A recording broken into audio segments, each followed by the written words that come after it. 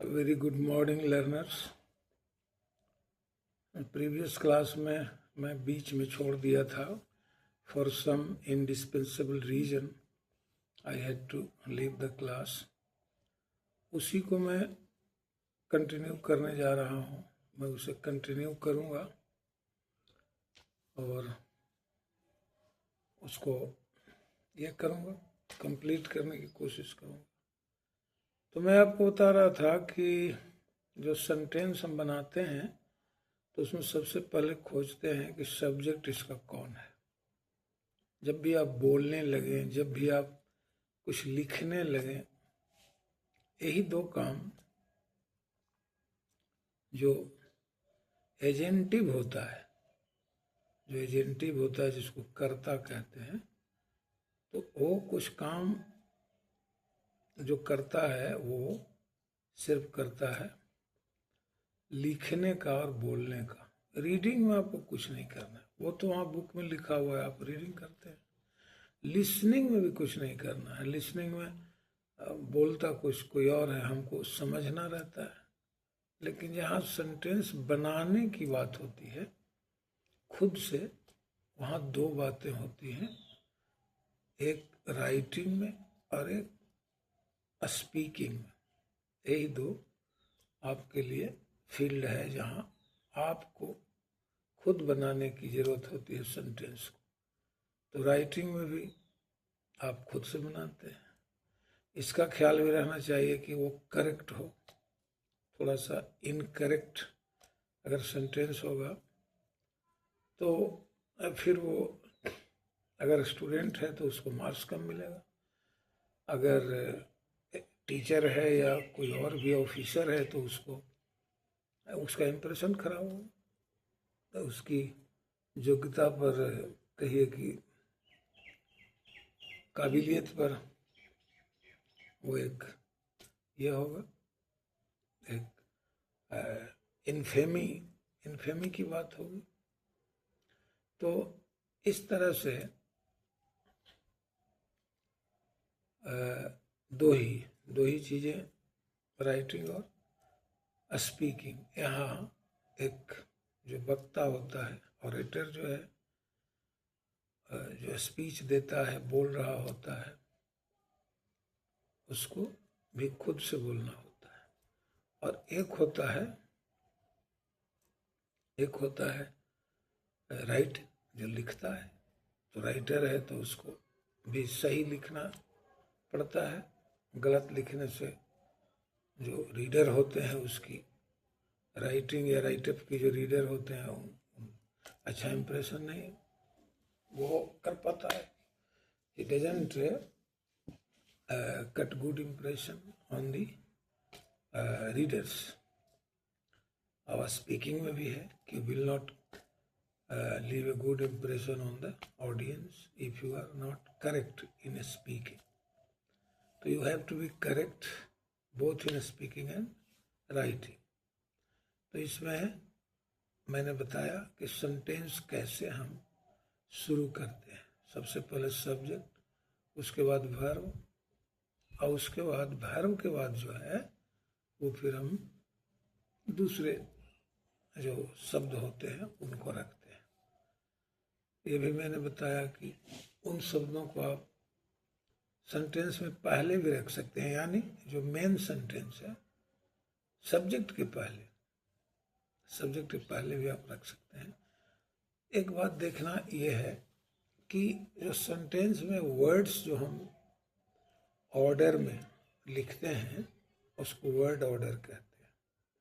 जहाँ भी आपको वर्ड प्लेस करना है तो आपको ऑर्डर ऑफ वर्ड्स में प्लेस करना होगा।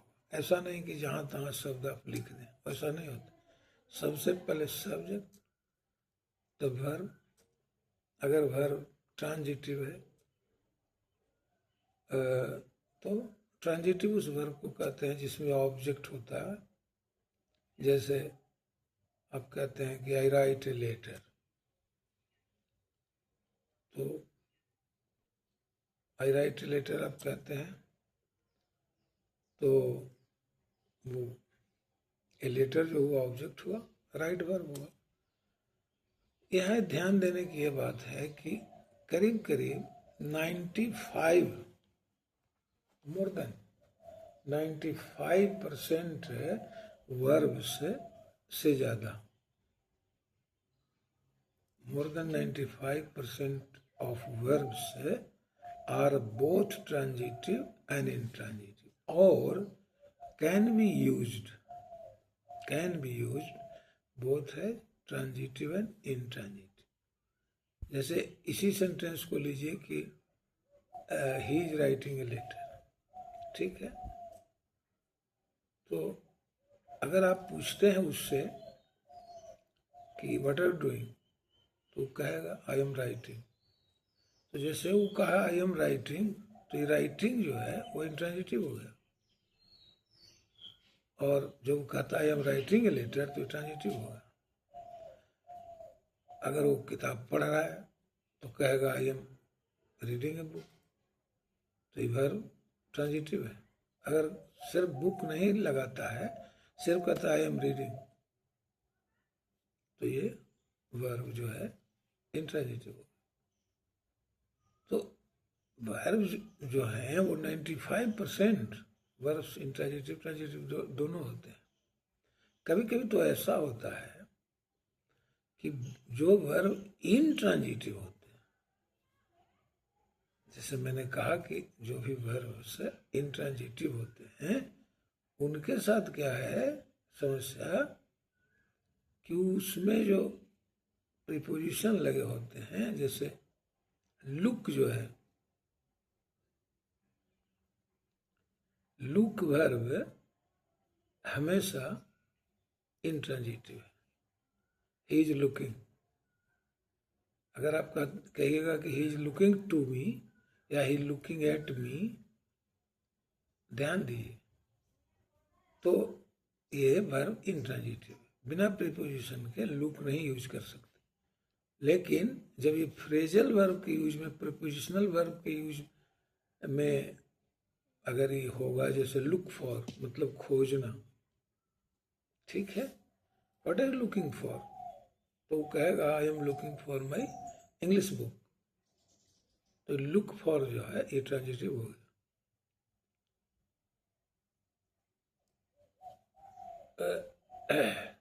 कुछ वर्ब्स ऐसे होते हैं, जैसे मैंने कहा कि वो प्योरली इंट्रांजिटिव होते हैं, जैसे ये है, कम है, गो है, ये सब। तो जब हम वॉइस चेंज करने लगते हैं, एक्टिव वॉइस, पैसिव वॉइस, तो उसमें क्योंकि वैसा होता है, क्लास में जब मैं पूछा करता था, ये just in course of discussing voice, तो मैं पूछता था कि बताओ आई कम टू स्कूल डेली, इसका पैसिव क्या होगा। तो बच्चे नर्वस कर जाते हैं। कुछ बच्चे तो ऐसा बनाते थे कि स्कूल इज कम बाय मी, ऐसे इतना भी ये मतलब एब्सर्ड कह लीजिए, ऑकवर्ड कह लीजिए, या फिर थोड़ा ये कह लीजिए सरप्राइजिंग कह लीजिए, डिसमेइंग कह लीजिए, ऐसा आश्चर्यजनक रूप से बनाते थे कि हंसी आती। और फिर जब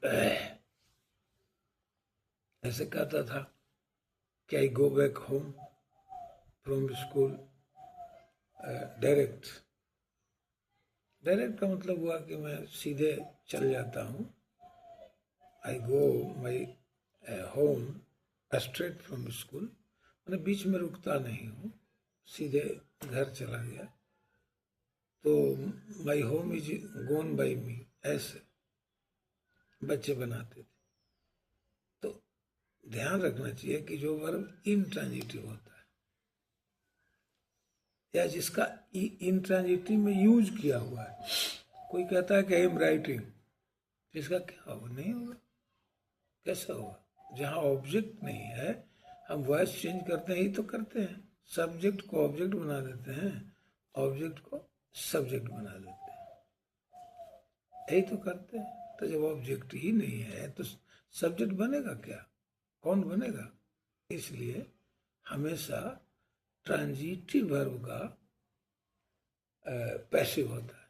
जिस सेंटेंस में ट्रांजिटिव वर्ब यूज किया हुआ है उसी सेंटेंस का पैसिव वॉइस में हम चेंज कर सकते हैं।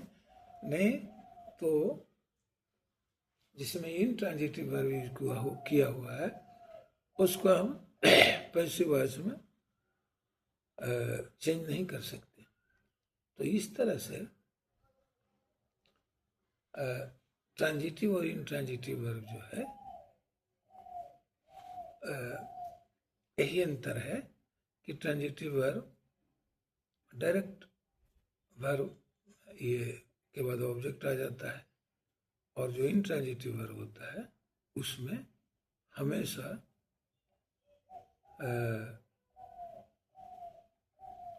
सब्जेक्ट ये वर्ब के बाद उसमें हमेशा वर्ब के बाद कोई ना कोई प्रीपोजिशन आता है तब ऑब्जेक्ट होता है। जैसे कहीं कहीं अब बात भी है, जैसे होम में हम प्रीपोजिशन नहीं लगाते। He went home, he went home, went to home नहीं कहते। लेकिन अगर वही होम की जगह हाउस कहेंगे, he went to his house, home में कोई प्रीपोजिशन नहीं लगता।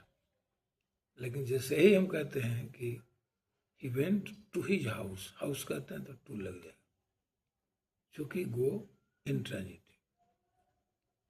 इंट्रांजिटिव और ट्रांजिटिव के पहचानने में सिर्फ इतना अंतर है कि सिर्फ इतना अंतर है कि ट्रांजिटिव वही वर्ब है जिसके बाद तुरंत ऑब्जेक्ट आता है, और ये जो इंट्रांजिटिव वर्ब है उसके बाद कोई ना कोई प्रीपोजिशन आता है तब ऑब्जेक्ट आता है। यही दोनों में कह लीजिए कि बेसिक जो डिफरेंस है यही दोनों में है।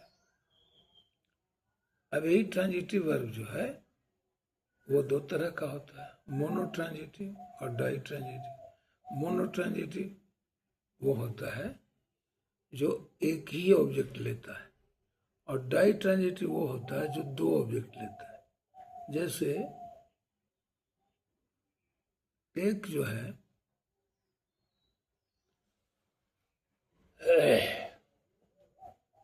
टेक जो है वो कुछ ऐसे भी वर्ब होते हैं जो मोनोट्रांजिटिव और डाई ट्रांजिटिव दोनों में यूज किए जाते हैं। जैसे टेक है, ही टुक मी हिज बुक, देखिए। और गिव है, गिव है, जैसे बाई है, my father bought me a pen, my father bought me a pen. ऐसे अगर लिखिएगा my father bought a pen for me, जब हम डायरेक्ट ये कह लीजिए डायरेक्ट ऑब्जेक्ट को जब पहले रखते हैं, डायरेक्ट ऑब्जेक्ट उसको कहते हैं कि पापा ने मुझको कुछ नहीं किया, खरीदा तो वो पेन ना, तो खरीदने का काम जो किया वो पेन उन्होंने खरीदा। He bought a pen for me, he bought me a pen। अब इसमें क्या है कि जो डायरेक्ट ऑब्जेक्ट वो बाद में चला गया, पेन बाद में चला गया, हम इनडायरेक्ट हैं। पेन मेरे लिए खरीदा उन्होंने जरूर, लेकिन डायरेक्ट जो ऑब्जेक्ट है जिस पर सीधे वर्ब का असर पड़ा वो तो पड़ा पेन पर ना, पेन के लिए पैसे दिए गए, पेन आपके हाथ में आ गए, तो डायरेक्ट जो वर्ब का असर पड़ा वो ऑब्जेक्ट पर पड़ा। तो जिस डायरेक्ट ऑब्जेक्ट पर पड़ता है, ऐसे समझने के लिए बहुत लोग कह देते हैं कि जो आदमी होता है, जो लिविंग बीइंग होता है, ह्यूमन बीइंग होता है, वो इनडायरेक्ट होता है, और जो इनएनिमेट थिंग जो नॉन लिविंग होता है वो इनडायरेक्ट होता है।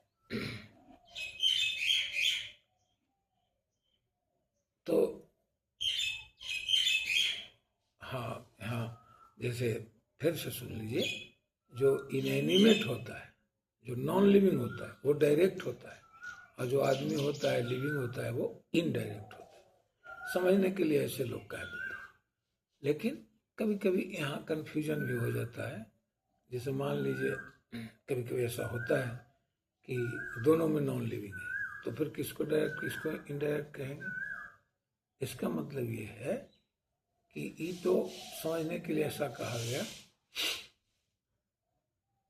तो ऐसे भी तो होता है कि दोनों नॉन लिविंग हो या दोनों लिविंग हो, तो फिर क्या हो? ऐसा भी होता है, दोनों नॉन लिविंग हो तब क्या हो? जैसे मान लीजिए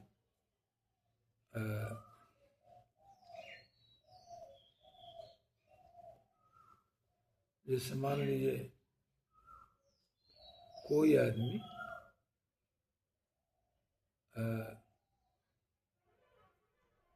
ये करता है, इस तरह का यूज करता है जिसमें पहचाना बड़ा मुश्किल है कि दोनों नॉन लिविंग है कि दोनों लिविंग है, तो उसमें यही ये है तरीका पहचानने का कि अधिकांशतः,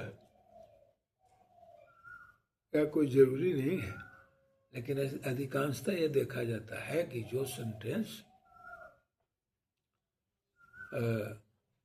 हम बनाते हैं उसमें अधिकांशतः ये देखा जाता है कि जो वर्ब के बाद आता है, जो वर्ब के बाद आता है वो ऑब्जेक्ट होता है तुरंत।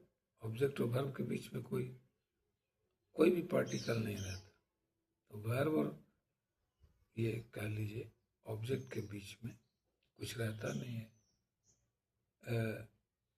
कभी कभी वो समझिए कि कोई प्रीपोजिशन दे दिया जाता है तो उसको रिडंडेंट समझा जाता है, ये बेकार डाल दिया, यहाँ प्रीपोजिशन की जरूरत नहीं थी।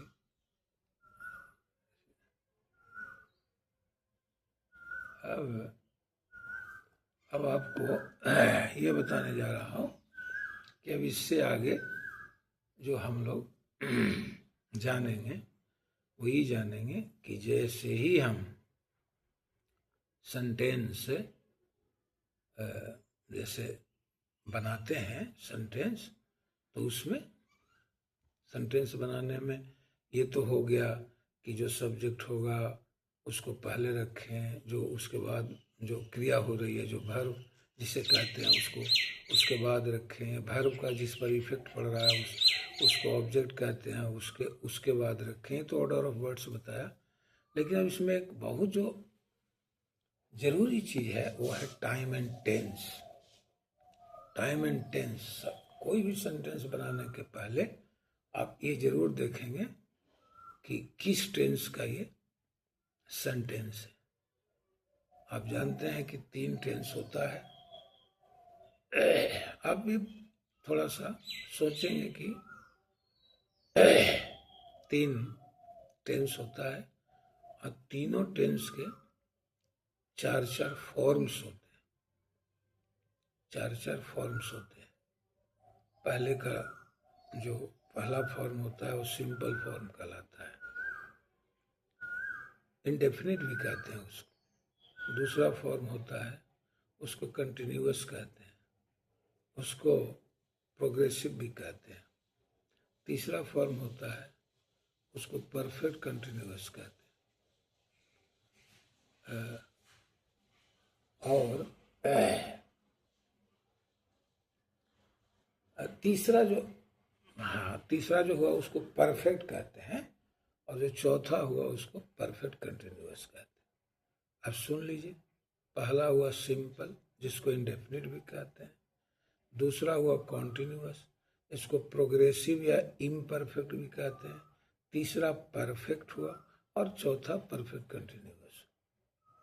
ये 4 फॉर्म होते हैं हर तीनों टेंस के। जैसे 3 टेंस हुआ ना, प्रेजेंट, पास्ट और फ्यूचर। टेंस को हम 3 भाग में बांटते हैं, तो प्रेजेंट, पास्ट और फ्यूचर। तो प्रेजेंट के भी 4 फॉर्म, पास्ट के भी 4 फॉर्म और फ्यूचर के भी 4 फॉर्म। तो ये चारों जो फॉर्म है उसमें सब में पहला वाला सिंपल कहलाता है, दूसरा वाला कॉन्टिन्यूअस इम्परफेक्ट या प्रोग्रेसिव कहलाता है, तीसरा वाला परफेक्ट कहलाता है और चौथा वाला परफेक्ट कॉन्टिन्यूअस कहलाता है। तो इस तरह से ये होता है, विभाजित होता है। अब देखिए कि जो प्रेजेंट टेंस होता है तो उसमें कोई भी बात नॉर्मल जो होता है, जैसे वो सुबह टहला करता है, जो हैबिचुअल बातें होती हैं, और सुबह रोज टहला करता है, ये हैबिट हो गया। या फिर कोई यूनिवर्सल ट्रूथ की बात है, सूरज पूरब में उगता है, तो ये हैबिचुअल ट्रूथ नहीं है बल्कि ये यूनिवर्सल ट्रूथ। ऐसा नहीं हो सकता है कि वो अपना हैबिट बदल दे, सूरज ऐसा नहीं होता है कि वो अपना हैबिट बदल सकता है।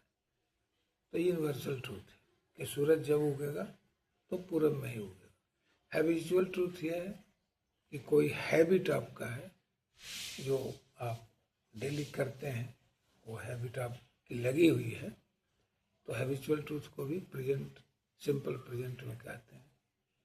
और फिर सिंपल प्रेजेंट में वो तमाम बातें कहते हैं जो नॉर्मली प्रेजेंट टेंस में, यानी कह लीजिए कि वर्तमान में जो भी होते रहता है उसके लिए सिंपल प्रेजेंट यूज करते हैं। दूसरा हुआ कॉन्टिन्यूअस, प्रेजेंट कॉन्टिन्यूअस। तो वर्तमान में जो काम चल रहा है, जैसे he is working in the field, the farmers are sowing their seeds, the farmers are sowing their seeds. या फिर कह लीजिए, ये भी कह लीजिए, the sun is rising, the sun is rising in the east, ऐसे कह। तो जो काम वर्तमान में चल रहा होता है, कंटिन्यूड है, इसीलिए उसको कंटिन्यूअस कहते हैं। तो पहला हुआ सिंपल प्रेजेंट, दूसरा हुआ कॉन्टिन्यूअस, इसको प्रेजेंट कॉन्टिन्यूअस भी कह सकते हैं, क्योंकि चारों में होता है, तीनों में होता है ना, तीनों में कंटिन्यूअस होता है। तो आप जब तक टेंस का नाम न लेंगे किसका कंटिन्यूअस है, प्रेजेंट का है, पास्ट का है, फ्यूचर का है, तो क्लियर नहीं होगा। तो प्रेजेंट कॉन्टिन्यूअस दूसरा हो। तीसरा फॉर्म जो है वो हुआ परफेक्ट का। तो परफेक्ट का भी वो परफेक्टिव जो भी टेंस होता है, दोनों परफेक्ट और परफेक्ट कॉन्टिन्यूअस। तो उसमें हम लोग क्या करते हैं कि जो परफेक्ट है, ठीक है, उसमें हैज या हैव लगाते हैं वर्ब में, वर्ब के साथ हैज या हैव लगाते हैं। जैसे बोलते हैं हम लोग कि he has come back from the market, जो काम पूरा हो गया है, समझिए, जो काम पूरा हो गया है उसके लिए परफेक्ट हो गया है, काम पूरा हो गया है उसके लिए परफेक्टिव टेंस का यूज करते हैं। तो काम जो पूरा हो गया, he has completed the work, he has completed his work here department. समझ लीजिए कि ऐसे भी है कि जो काम पूरा हो गया है, जो काम पूरा हो गया उसके लिए हम इसको इस टेंस का यूज करते हैं। कभी कभी ऐसा होता है कि काम पूरा कुछ हुआ है और कुछ चल रहा है, ध्यान दीजिए, कुछ काम हो गया है और कुछ चल रहा है, तो वहाँ परफेक्ट कॉन्टिन्यूअस यूज करते हैं। कुछ परफेक्ट है, कुछ कॉन्टिन्यूअस। जैसे देखिए, वो ऐसे कह सकते हैं कि वो 4 दिनों से एग्जाम की तैयारी में लगा हुआ है। तो 4 दिनों से लगा हुआ है तो कुछ तो कर चुका होगा, To some extent, he must have completed his preparation, and some of it may have been remaining. कुछ तो कर लिया होगा और कुछ बाकी होगा। ऐसा तो नहीं है कि 4 दिन से अगर कोई काम कोई कर रहा है तो वह भी बिल्कुल बिगिनिंग पोजीशन में ही होगा, बिल्कुल स्टार्टिंग लेवल पर होगा, ऐसा तो होगा नहीं, कुछ तो पूरा किया होगा। तो इसीलिए इस टेंस का नाम है प्रेजेंट परफेक्ट कॉन्टिन्यूअस। जैसे दूसरा भी सेंटेंस कर दे सकते हैं कि कई दिनों से किसान जो हैं वो सीड से जो बीज है वो लगा रहे हैं। तो आप कह सकते हैं कि फार्मर्स फॉर सेवरल डेज या for a few days have been sowing their seeds. तो पहले का क्या हुआ, अभी तो टेंस समझा दिए, अब सेंटेंस का फॉर्म कैसे होगा वो बताते हैं। सेंटेंस का फॉर्म जो सिंपल प्रेजेंट होता है उसमें हम बेस, जो वर्ब का बेस फॉर्म होता है उसको लिखते हैं। अगर सब्जेक्ट सिंगुलर है तो वर्ब सिंगुलर, अगर सब्जेक्ट प्लूरल है तो वर्ब प्लूरल, लेकिन बेस फॉर्म ही लिखते हैं। जैसे the sun rises in the east, ठीक है। या फिर पीपल कह सकते हैं, पीपल कलेक्ट गैदर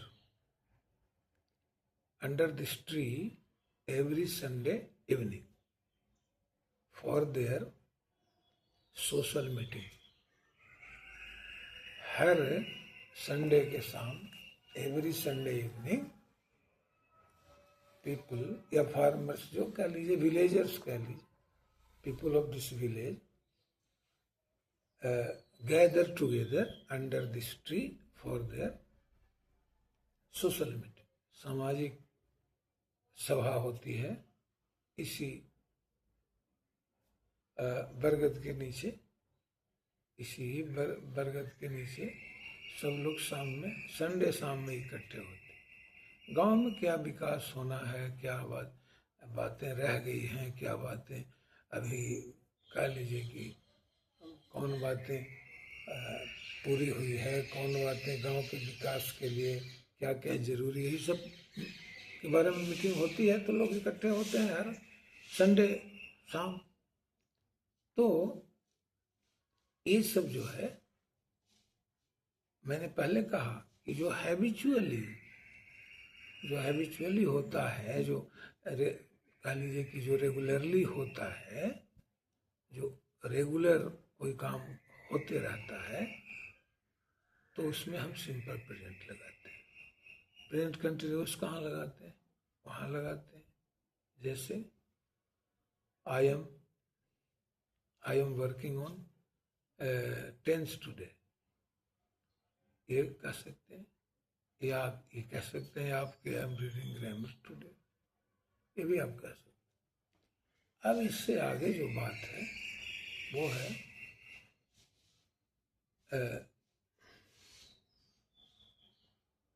उसमें प्रेजेंट कंटिन्यूअस। प्रेजेंट कंटिन्यूअस में हम लोग क्या करते हैं कि वर्ब का जो बेस फॉर्म होता है उसमें आईएनजी लगाते हैं। आईएनजी सिंगुलर सब्जेक्ट के साथ ईज लगाते हैं और प्लूरल के साथ आर लगाते हैं। लेकिन आपको पहले ही मैंने कह दिया कि आई और यू एक्सेप्शन है। आई एम लेता है और यू आर लेता है, दोनों सिंगुलर है, लेकिन दोनों में ईज हम नहीं लगाते। आई में एम लगाते, यू में आर लगाते, जबकि आर प्लूरल में ही लगता है। ये अपवाद है कि यू के साथ सिंगुलर में भी आर लगता है, लेकिन समझ लीजिए कि लगता यही है। सिंगुलर में इज प्लस वर्ब में आईएनजी।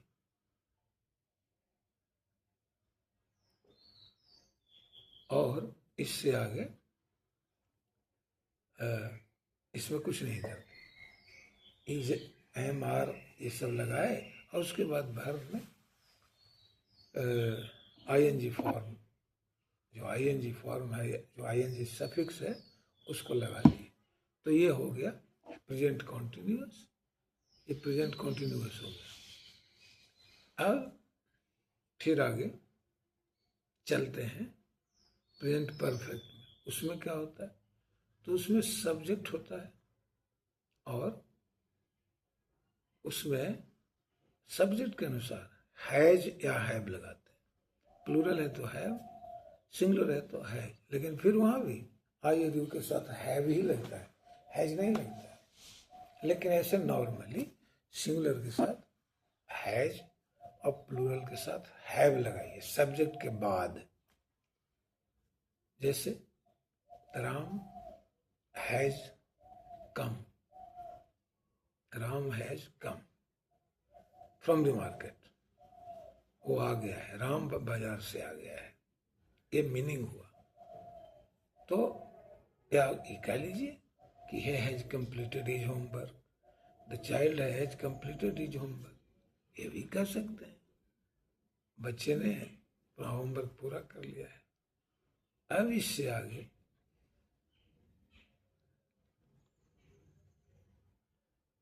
आगे क्या करते कि हैज या हैव तो लगाए सब्जेक्ट के अनुसार, सिंगुलर में है प्लूरल में है, लेकिन जो वर्ब आवेगा वो थर्ड फॉर्म, किसी भी वर्ब का थर्ड फॉर्म इसमें आता है, याद रखना है। थर्ड फॉर्म जैसे गो वेंट गॉन, कम केम कम, राइट रोट रिटन, तो यहाँ रिटन होगा। जैसे उसने पत्र लिख लिया तो he has written the letter, he has written the letter, ऐसे। उसी तरह उसने क्या किया, वो अफवाह, तो वो जैसे ये भी मान लीजिए कि जो तीसरा फॉर्म होता है राइट रोट रिटन है, या भी मान लीजिए कि कुछ ऐसे होते हैं जिसमें ये सब तो इरेगुलर वर्ब्स कहलाते हैं। वर्ब्स भी जैसे कई तरह से वर्ब को क्लासिफाई करते, जैसे ट्रांजिटिव इंट्रांजिटिव में करते हैं, रेगुलर इरेगुलर में करते हैं।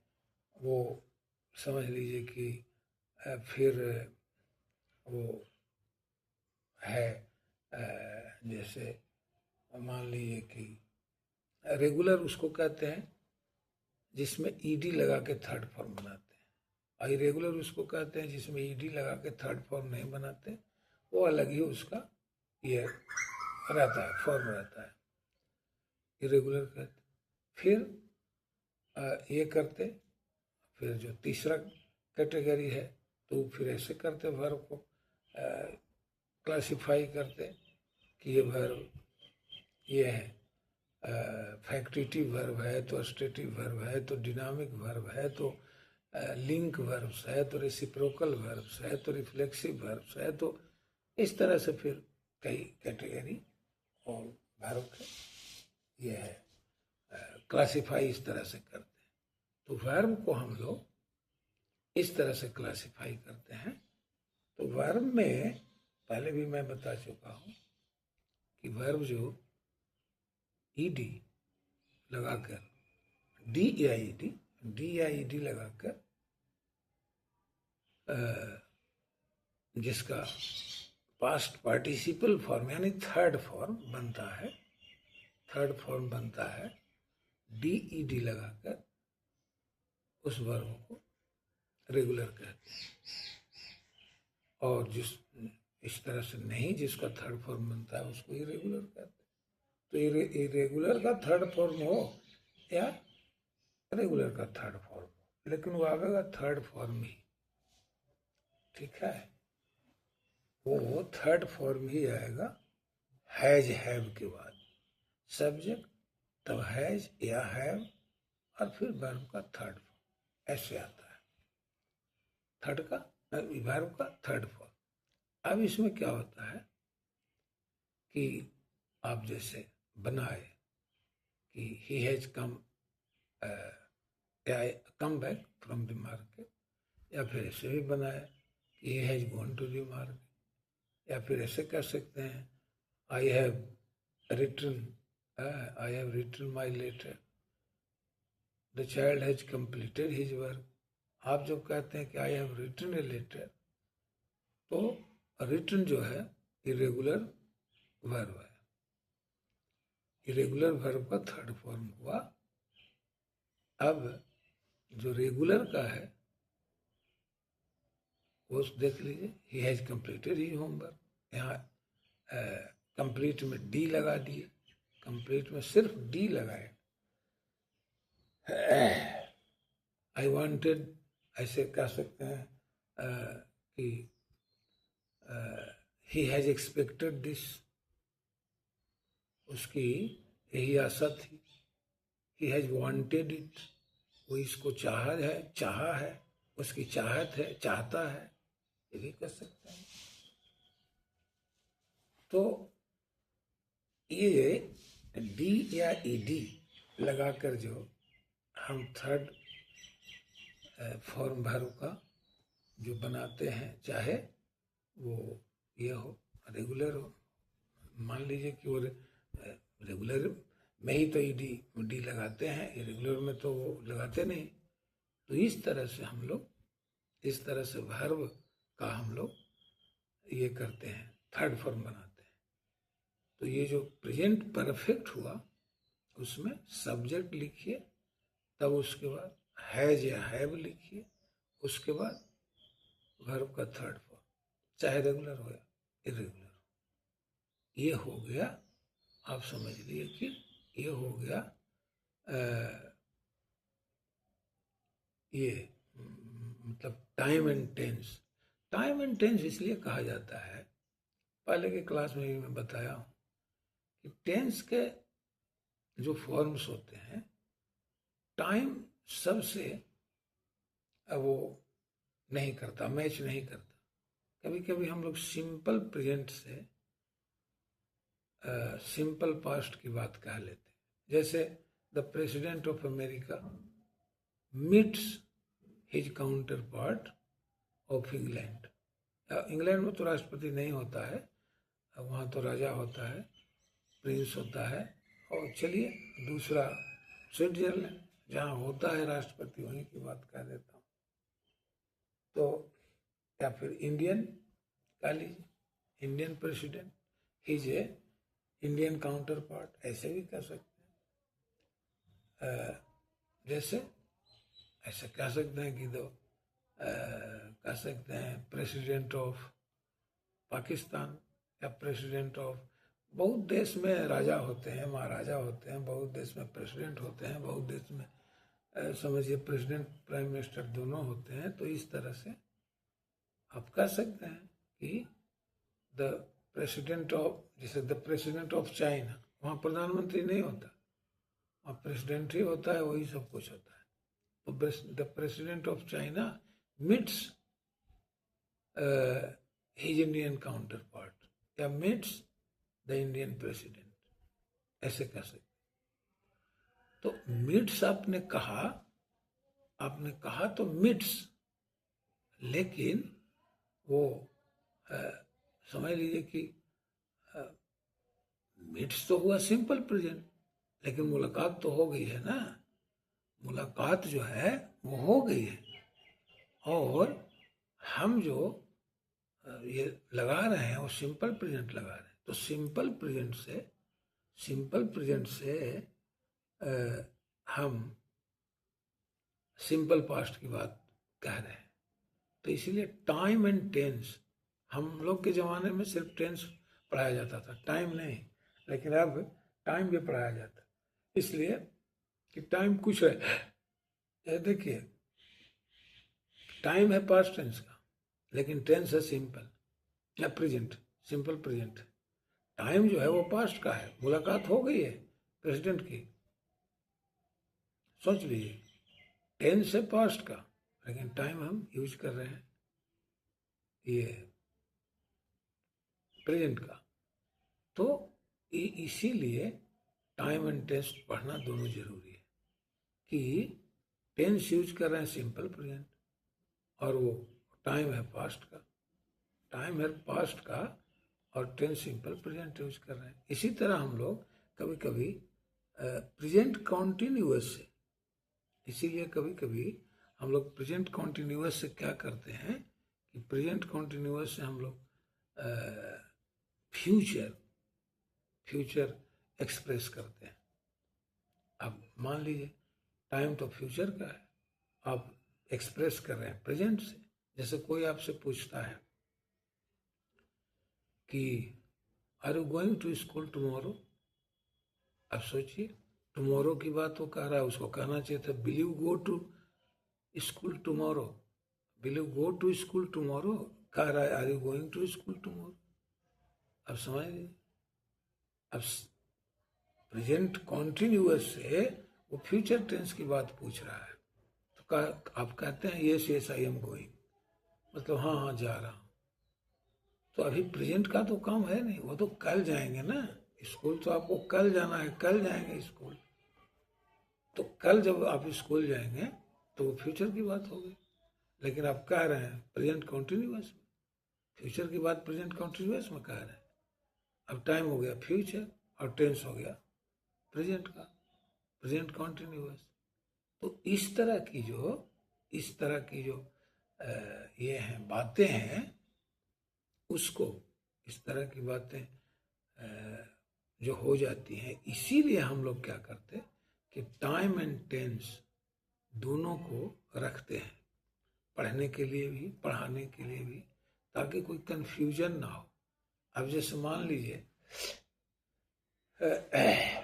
जब कहते हैं कि the Indian president meets his counter part, Chinese counter part या चाइनीज प्रेसिडेंट कहते हैं, तो इसमें क्या होता है, इसमें तो ये हो गया ना कि मुलाकात तो होगी, मुलाकात होने वाली है ये नहीं है, ध्यान रखिए।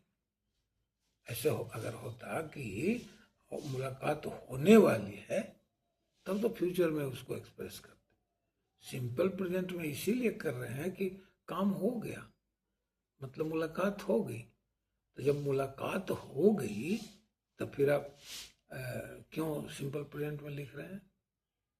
क्योंकि बात तो पास्ट की है ना, बात तो पास्ट की है, तो आप सिंपल प्रेजेंट में लिख रहे हैं, प्रेजेंट टेंस में व्यक्त कर रहे हैं। तो ये जो हम लोग टाइम और टेंस पढ़ते हैं, इसी चीज को क्लियर करने के लिए पढ़ते हैं। टाइम किसका है, पास्ट का है, फ्यूचर का है, प्रेजेंट का है, और टेंस किसका है, जो हम यूज कर रहे हैं सेंटेंस में, जो टेंस यूज कर रहे हैं वो किस ये का है, किस टाइम का है, प्रेजेंट का है कि पास्ट का है। तो यही सब जानने के लिए हम लोग टाइम एंड टेंस दोनों पढ़ते हैं। ठीक है, आज यहीं क्लास ये करते हैं, एंड करते हैं, और इसके बाद फिर इस क्लास को हम आगे आपको ये करेंगे, बताएंगे, इसमें जो भी और भी बताने की ज़रूरत है। Thank you.